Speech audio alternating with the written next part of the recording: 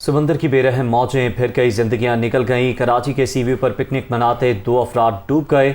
साहिल पर फैमिलीज के साथ आए 3 बच्चे लापता हो गए। वर्सा गम से निढाल हैं, जबकि पुलिस ने दावा किया है कि तीनों बच्चे ढूंढकर वर्सा के हवाले कर दिए हैं। तफसीलात जानते हैं दुनिया न्यूज़ के नुमाइंदे बिलाल नसीर से। जी बिलाल, बताएगा रेस्क्यू ऑपरेशन कहाँ तक पहुंचा है? जो बच्चा लापता था मिल सका? जी बिल्कुल, अब भी जो एदी के रज़ाकार हैं और गोताखोर हैं वो समंदर में जो डूबा शख्स है उसकी तलाश जो है वो कर रहे हैं। पुलिस की भारी नफरी भी अतराफ़ में तैनात की गई है। ताहम जो रज़ाकार हैं वो इस वक्त भी कोशिश कर रहे हैं कि उसे जो डूबा है उसको फौरी तौर पर ढूंढा जा सके और ये रेस्क्यू ऑपरेशन जो है वो जारी है। इसके साथ साथ पुलिस हुक्काम कहते हैं कि एक हेल्प डेस्क भी कायम किया गया है, क्योंकि गुज़िश्ता रात से मुख्तलिफ़ फैमिलीज़ जो हैं वो अपने बच्चों के हवाले से शिकायत दर्ज करवा रही हैं कि गुम हो गए हैं, गुमशुदगी हुई है। उस पर मुतअद्दिद पुलिस ने बच्चे जो हैं वो फैमिलीज़ को ढूंढ कर दिए हैं। कई जो फैमिलीज़ हैं, क्योंकि मॉब बहुत ज़्यादा था, रश बहुत ज़्यादा था गुज़िश्ता रात भी और अब भी काफ़ी फैमिलीज़ यहाँ पर मौजूद हैं, जिसके बायस जो बच्चे हैं वो गुम हो जाते हैं, जिसके बाद फौरी तौर पर पुलिस उन्हें ढूंढती है। अब भी हेल्प डेस्क कायम कर दिया गया है। पुलिस हुकाम कहते हैं कि किसी भी फैमिली का बच्चा अगर गुम हो रहा है तो वो फौरी तौर पर पुलिस से रब्ता करे और रब्ता करने के बाद पुलिस उसको फौरी तौर पर ढूंढने की कोशिश करेगी। पुलिस हुकाम का मज़ीद कहना है कि जो लहरें हैं वहाँ जाने से शहरियों को रोका जा रहा है। ताहम जो शहरी हैं वो बाज नहीं आते हैं और वो नहाते हैं आके फैमिलीज़ के हमरा, तो उनको भी दूर रखने की कोशिशें की जा रही हैं। इस वक्त भी एदी और छिपा के रज़ाकार जो हैं वो डेड बॉडी और जो शख्स डूबा है उसको तलाश कर रहे हैं और काम कहते हैं कि कोशिश की जाएगी कि जल्द अज जल्द उसे तलाश कर लिया जाए। जी बहुत शुक्रिया बिलाल नसीर, आपने तफसीलन अपडेट किया। आगे बढ़ते हुए आपको बताएं, मलिका कोहसार मरी का मौसम हसीन हो गया। बादलों की आंख मचोली जारी है। सयाहों का कहना है मौसम हसीन है तो अब एंजॉय करने के बाद मज़ा दुबाला हो जाएगा। तफसीलात जानते हैं दुनिया न्यूज़ की नुमाइंदा इसमा शौकत से, जो इस वक्त मॉल रोड मरी पर मौजूद है। इसमा, बताएगा मरी में कैसा समा है, कैसा मौसम है, शहरी कैसे एंजॉय करें?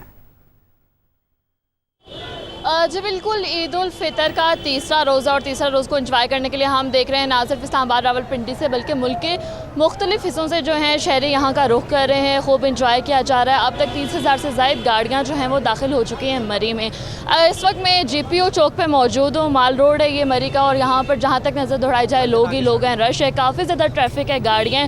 हालांकि सुबह का वक्त है लेकिन आहिस्ता आहिस्ता जो शहरी हैं वो यहाँ का रुख कर रहे हैं, क्योंकि आखिरी छुट्टी है और आखिरी छुट्टी को खूब इंजॉय करना है। साथ ही साथ अगर बात कर ली जाए इंतज़ामात की जानिब से तो यहाँ पर काफ़ी अच्छे बेहतरीन इंतज़ामात दिखाई दे रहे हैं। जो टूरिज़म पुलिस है वो काफ़ी एक्टिव दिखाई दे रही है। साथ ही साथ हमने देखा सिटी पुलिस और ट्रैफिक पुलिस जो है वो भी काफ़ी ज़्यादा एक्टिव दिखाई दे रहे हैं। मौसम के हवाले से अगर बात कर ली जाए तो महकमा मौसमात ने जो है वो प्रोडिक्ट किया था कि दोपहर से बारिश का जो सिलसिला है वो मरी में शुरू हो जाएगा। तो इस वक्त भी बादलों का डेरा है और धूप और बादलों की आंख मचोली जा रही है।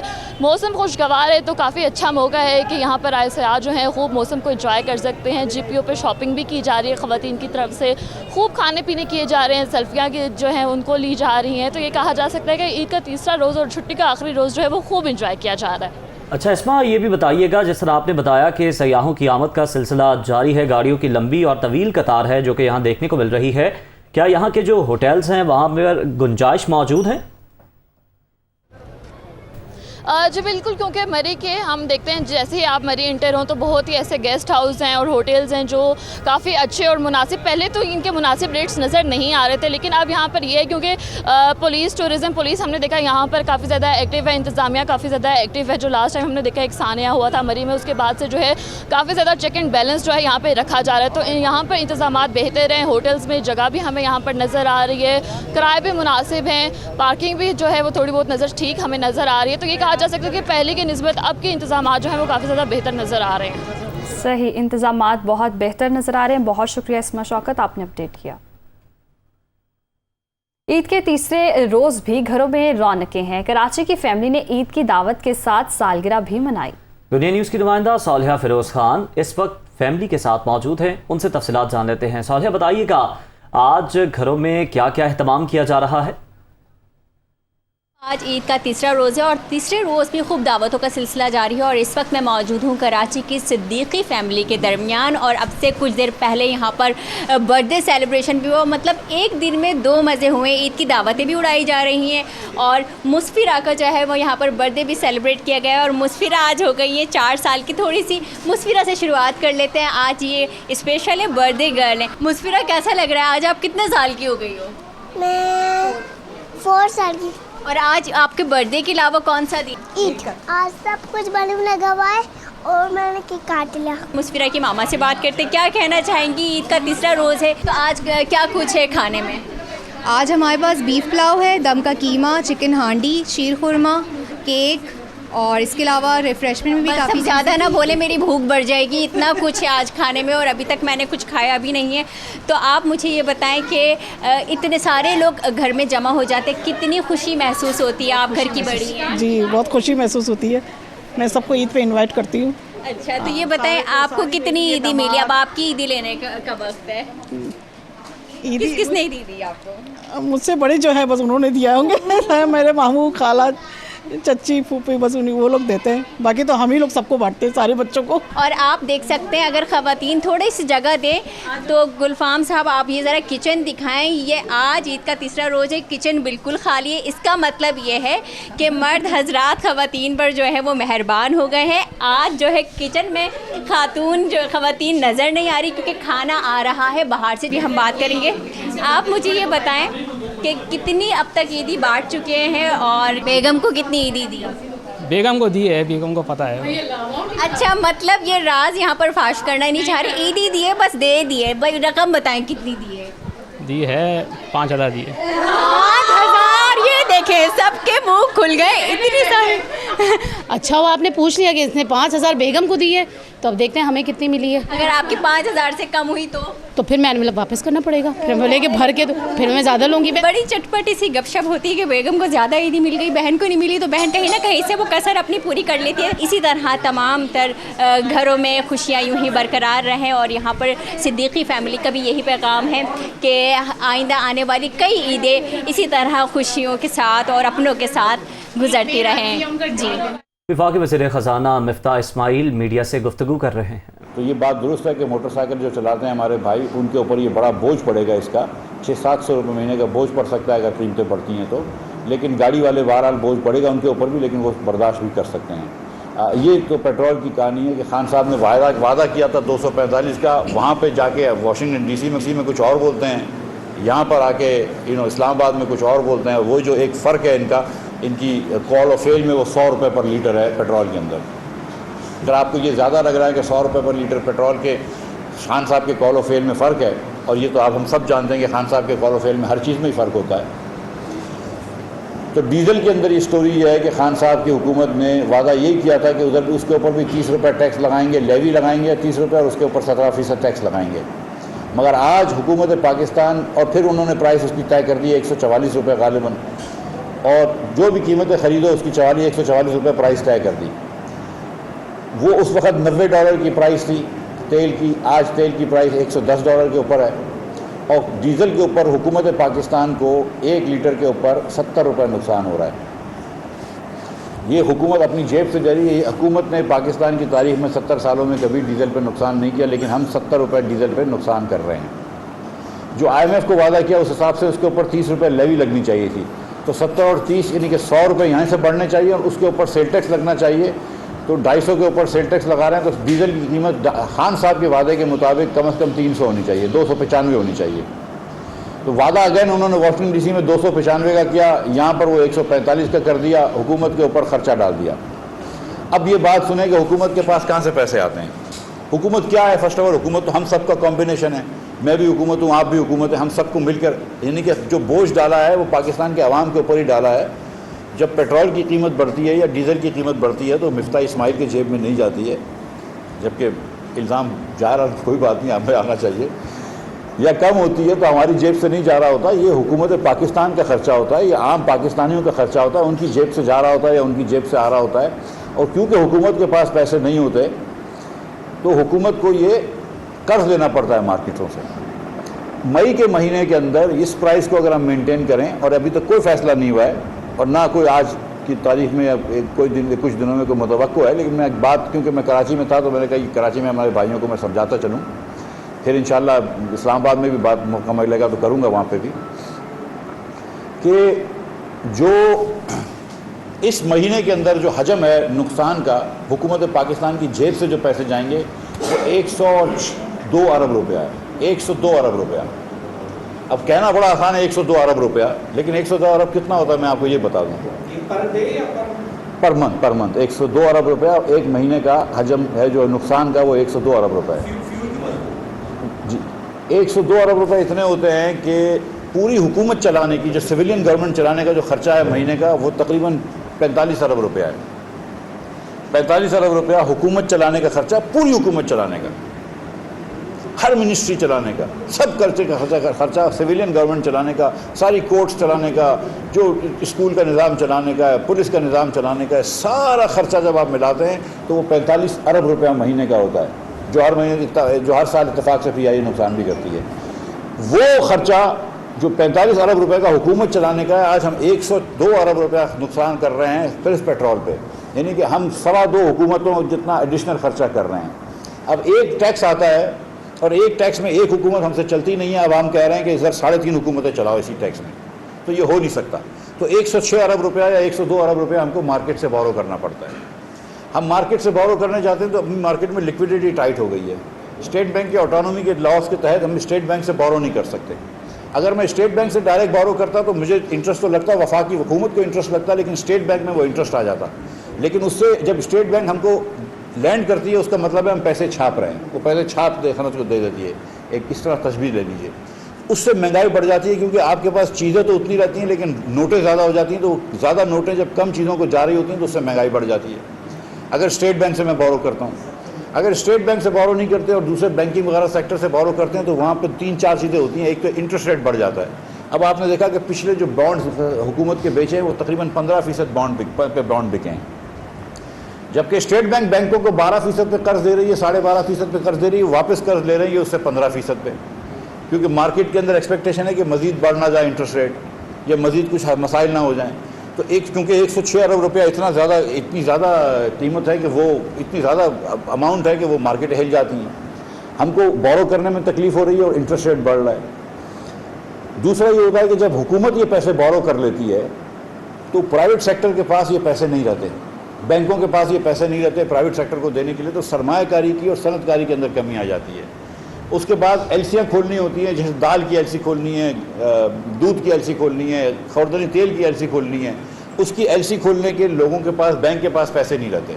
جب وہ ایلسیاں نہیں کھلتی ہیں یا ایندھن کی ایلسی کھولنی ہے تو اس سے مہنگائی بڑھتی ہے، کیونکہ ایلسی نہیں کھل رہی ہے۔ اگر دالوں کی شارٹیج ہو جائے گی تو دال مہنگی ہو جائے گی، یہ سب آپ سمجھتے ہیں بات۔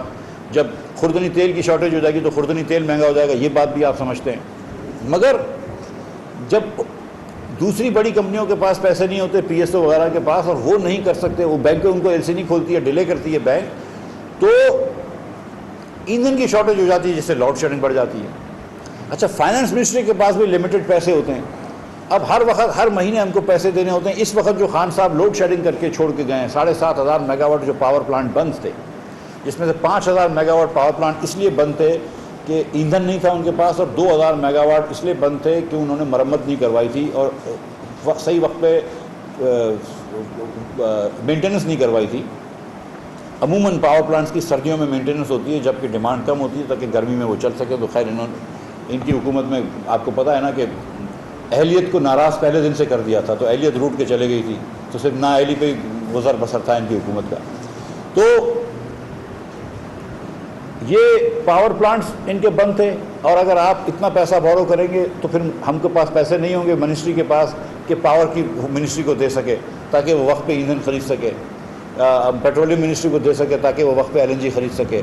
پی ایس او کو اس وقت جو خان صاحب چھوڑ کے گئے ہیں، پی ایس او کا اکاؤنٹ ریسیویبل جو ہے، جو پی ایس او کو قرض لینا ہے، وہ 500 ارب روپیہ ہے، 500 ارب سے زیادہ ہے جس کو پی ایس او کو دینا ہے۔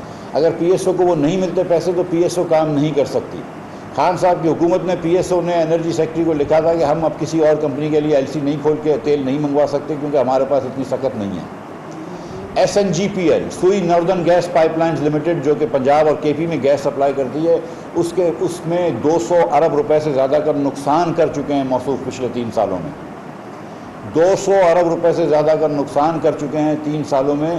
اس نقصان کو بھی ہم نے بھرنا ہے ابھی, ورنہ SNGPL جو ہے وہ بھی اپنی سپلائی کے اندر اس کے بھی مسئلے آ جائیں گے. مجھے PSO کے پیسے دینے ہیں کیونکہ ادھر بھی مسئلے آ جائیں گے, ورنہ وہ پیٹرول نہیں منگوا سکیں گے, ڈیزل نہیں منگوا سکیں گے اور کروڈ آئل نہیں منگوا سکیں گے. ہر جگہ پہ عمران خان کی حکومت اپنی نااہلی اور کرپشن کی وجہ سے مسائل چھوڑ کے گئی ہے, اور یہ بات میں بالکل نہیں کرنا چاہتا ہوں لیکن مجبوراً کرنی پڑ رہی ہے کہ سیریسلی مطلب اتنے مسائل چھوڑ کے گئی ہے. میں سمجھتا ہوں کہ یہ ملک امریکہ نہیں ہے, یہ ملک سعودی عرب نہیں ہے, یہ ملک غریب ہے. ہم بھی اس ملک کو جب چھوڑ کے گئے تھے تو امیر ملک نہیں تھا, لیکن ایک ترقی یافتہ ملک تھا, ترقی ہوتا ہوا ملک تھا. 6% معیشت بڑھ رہی تھی, کوئی کانسیپٹ نہیں تھا گیس کا سرکولر ریٹ کا. پاور کی لوڈ شیڈنگ ضرور تھی. 1062 مئی 2018 میں پاور کی لوڈ شیڈنگ تھی بجلی کے سیکٹر کی. گیس کے سیکٹر کے اندر لوڈ شیڈنگ آپ نے سنی بھی نہیں تھی. آج گیس کے سیکٹر میں 1500 ارب روپے کی لوڈ شیڈنگ کھڑی ہے. وہ 1500 ارب روپے مجھے عمران خان لا کے دے سکتے ہیں؟ وہ 1500 ارب روپے کے ان کے وزراء مجھے لا کے دے سکتے ہیں؟ وہ 1500 ارب روپے میں کہاں سے لاؤں گا ان کو دینے کے لیے ان کمپنیز کو جدھر عمران خان صاحب جو ہے وہ لوڈ شیڈنگ چھوڑ کے گئے ہیں گیس سیکٹر کی. 1062 ارب روپیہ پاور سیکٹر کی حکومت پاکستان چھوڑ کے گئے تھے, ہم چھوڑ کے گئے تھے 2018 میں, اور وہ اس وقت ہم چھوڑ کے گئے تھے. آپ دیکھیں کہ ہم نے میاں نواز شریف کی قیادت میں PTI رہنما فواد چودھری نے کہا ہے کہ ملک میں مہنگائی کی شرح 3 سالوں کی بلند ترین سطح پر پہنچ گئی ہے. ٹویٹ میں فواد چودھری نے مزید کہا کہ سعودی عرب اور ابوظہبی سے پیسوں کی امید پوری نہیں ہوئی. ابھی تک ایندھن کی قیمتوں پر حکومتی پالیسی واضح نہیں. معیشت عملی طور پر بغیر ڈرائیور کے چل رہی ہے. عارضی حکومت صرف دن گزار رہی ہے. Welcome back. یہ بیرون ملک سازش کا رونا نہیں, یہ گوگی بچاؤ کا ماتم ہے, یہ کہنا ہے مریم اورنگزیب کا. انہوں نے کہا کہ سازشی ٹولے نے 4 سال ملک کو لوٹا اور عوام کے خلاف سازش کی. چور ٹولے نے 4 سال خزانہ اور توشہ خانہ لوٹا. اب گوگی بچاؤ تحریک کا عنوان ہے بیرونی سازش. سازشی ٹولہ اب رو دھو کر اور چیخیں مار کر وقت گزار رہا ہے. عمران صاحب گوگی اور وزیر اعظم شہباز شریف عوام کو بچانے کی کوشش کر رہے ہیں. یہ بیرون ملک سازش کا رونا نہیں, یہ گوگی بچاؤ کا ماتم ہے, یہ کہنا ہے مریم اورنگزیب کا. مزید کہا سازشی ٹولے نے 4 سال ملک کو لوٹا اور عوام کے خلاف سازش کی. یہ بیرونی ملک سازش کا رونا نہیں, یہ گوگی بچاؤ کا ماتم ہے, یہ کہنا ہے مریم اورنگزیب کا. مزید کہا چور ٹولے نے 4 سال خزانہ اور توشہ خانہ لوٹا. اب گوگی بچاؤ تحریک کا عنوان ہے بیرونی سازش. گزشتہ روز ڈیوٹی جج اٹک نے شیخ راشد شفیق کو جوڈیشل ریمانڈ پر جیل بھیج دیا. یہ کہنا ہے رانا ثناء اللہ کا. ڈیوٹی جج کے اصرار کے باوجود راشد شفیق نے اپنا موبائل فون پولیس کو نہیں دیا. یہ عمل عمران اور شیخ رشید کے واقعے میں ملوث ہونے کو تقویت دیتا ہے, یہ کہنا ہے وزیر داخلہ کا. مسجد نبوی کی بے حرمتی پر عمران نیازی کو بلا تاخیر قوم سے معافی مانگنی چاہیے. وزیر داخلہ نے یہ بھی کہا کہ مسجد نبوی والے واقعے پر کروڑوں مسلمانوں کے جذبات مجروح ہوئے. انہوں نے کہا کہ گزشتہ روز ڈیوٹی جج اٹک نے شیخ راشد شفیق کو جوڈیشل ریمانڈ پر جیل بھیج دیا. ڈیوٹی جج کے اصرار کے باوجود راشد شفیق نے اپنا موبائل فون پولیس کو نہیں دیا. نوجوانوں نے عید رشتہ داروں سے ملنے کے بعد اب تفریح کا پروگرام بنا لیا ہے. پشاور سے 25 کلومیٹر دور سرزریاب کا علاقہ, آج وہاں پر خوب رش دیکھنے کو مل رہا ہے. نوجوان کس طرح عید کے تیسرے روز کو یادگار بنا رہے ہیں, جانتے ہیں دنیا نیوز کے نمائندے عامر جمیل سے. جی عامر, بتائے گا کیا مناظر آپ دیکھ رہے ہیں, کیسے انجوائے کر رہے ہیں نوجوان؟ جی بالکل, عید کی خوشیاں اور رنگ ابھی بھی جاری ہیں. پشاور کے رہائشی اب پکنک اسپاٹس کا رخ کر رہے ہیں, اور اس وقت ہم اسی حوالے سے سرزریاب جو کہ پشاور سے تقریباً 20 سے 25 کلومیٹر دور ہے وہاں پر موجود ہے. چونکہ آج گرمی کی شدت زیادہ ہے, اس وجہ سے لوگوں کی کوشش یہ ہے کہ ایسے مقام کا رخ کیا جائے جہاں پر دریا بھی ہو. تو سرزریاب ایسی ہی ایک جگہ ہے جہاں پر دریا بھی ہے اور کھانے کی چیزیں بھی یہاں پر موجود ہیں. کافی بڑی تعداد میں لوگ ہم دیکھ رہے ہیں یہاں پر آئے ہوئے ہیں, آج عید کا لطف جو ہے وہ لے رہے ہیں. میں چاہوں گا یہاں پر جو لوگ آئے ہوئے ہیں ہم ان سے بھی بات کر سکیں اور یہ جان سکیں کہ آیا یہاں پر ان کی عید کیسی گزر رہی ہے. کیا کہیں گے یہاں پر کی آپ کی کیسی گزر رہی ہے؟ السلام علیکم. ماشاءاللہ ہماری یہاں پہ بہت خوبصورت گزر رہی ہے اور یہ جگہ بہت انجوائے والی جگہ ہے. ماشاءاللہ سردریاب پر آئے ہوئے ہیں, ادھر عید کے لیے سردریاب آئے, بچے بھی ادھر لے کے آئے, इधर एक काम है, सस्ती ज़्यादा है, महंगाई नहीं है, एक किश्ती वाला कम पैसे लेते हैं, इधर जो मछली सस्ता मिलता है, इसलिए सब गरीब लोग इधर आते हैं, अमीर भी ज़्यादा गरीब लोग इधर आता है, इस सस्ती हर चीज़ मिलता है इधर। ठीक है, बहुत शुक्रिया जी। यहाँ पर सस्ती चीज़ें मिल रही हैं, यही वजह है कि यहाँ पर काफ़ी बड़ी तादाद में लोग यहाँ पर मौजूद हैं, कश्तियों में बैठकर लुत्फ़अंदोज़ हो रहे हैं। और जब यहाँ से कश्तियों से थक जाते हैं, नहाने के से थक जाते हैं, तो फिर उसके बाद खाने पीने का प्रोग्राम किया जाता है। यहाँ पर मछली सबसे ज़्यादा मशहूर है, तो ज़्यादातर लोग मछलियों से ही लुत्फ़अंदोज़ हो रहे हैं जी। ईद के तीसरे रोज भी फैसलाबाद के पार्क्स में रश बरकरार है। बच्चे, बड़े और नौजवान तफरीही मकामात पर भरपूर लुत्फ अंदोज हो रहे हैं। फैसलाबाद में मुकीम दूसरे सूबों के रिहायशी इलाकाई रक्स के साथ ईद की खुशियां मना रहे हैं। तफसीलात बता रहे हैं नुमाइंदा दुनिया न्यूज़ जुल्करनैन ताहिर। जी बिल्कुल, फैसलाबाद में भी ईद का तीसरा रोज़ जो है वो भरपूर अंदाज में मनाया जा रहा है। फैसलाबाद के मुख्तलिफ पार्क्स में नौजवान जो हैं वो पहुंच चुके हैं और इसके साथ साथ wild life breeding centre Gatwala में भी बच्चों की आमद का सिलसिला जारी है। बच्चे जो हैं वो मुख्तलिफ किस्म के परिंदे और जानवरों को देखकर महसूस हो रहे हैं, तो वहीं नौजवान जो हैं वो खूबसूरत अंदाज में रक्स करते हुए अपने इस दिन को यादगार बना रहे हैं। कुछ नौजवान हमारे साथ मौजूद हैं, उनसे बात कर लेते हैं कि उनका इस आज के दिन के हवाले से क्या कहना है। मुझे बताइएगा, आज का दिन कैसा गुजर रहा है, किस तरह से एंजॉय कर रहे हैं? सर, आज ईद का तीसरा दिन है और बहुत अच्छा लग रहा है। हम अपना यहाँ रस्म रिवाज जो रक्स है वो कर रहे हैं और अपने दोस्तों के साथ यहाँ एंजॉय कर रहे हैं। बहुत मज़ा आ रहा है, बहुत मज़ा आ रहा है जी। यहाँ पे इलाकाई रक्स कर रहे हैं, दोस्तों के साथ हैं, फैमिलीज़ के साथ हैं, कज़न्स के साथ हैं और अहले खाना के साथ हैं। भरपूर अंदाज में फैसलाबाद के शहरी जो हैं वो ईद के तीसरे रोज़ की खुशियाँ मना रहे हैं।